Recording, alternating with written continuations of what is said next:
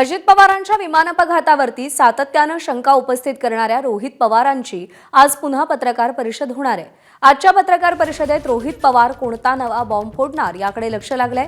अजित पवारांच्या विमानाचा black box राजकारणापासून सुरक्षित राहील का असा सवाल काल रोहित पवारांनी उपस्थित केला होता। तसंच विमान अपघाताचा तपास संथ गतीनं सुरू असल्याचा आरोपही रोहित पवार यांनी केला होता।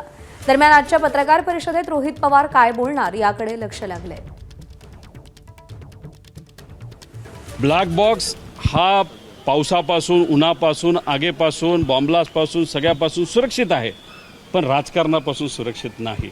आता याच्यात काय राजकारण चाललंय हे आपल्याला बघावं लागेल, खोलात जावं लागेल। पण उद्या या बाबतीत डिटेलमध्ये जाऊन काय घडलं असावं, कुठल्या नवीन गोष्टी आमच्यापर्यंत आलेल्या आहेत त्या नक्कीच तिथं आपल्यासमोर आम्ही आणू।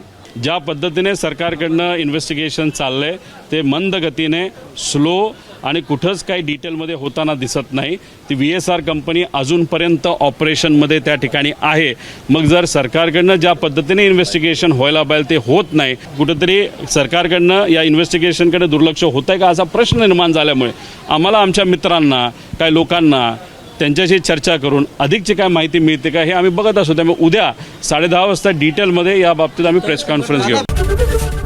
ABP माझा, उघडा डोळे बघा नीट।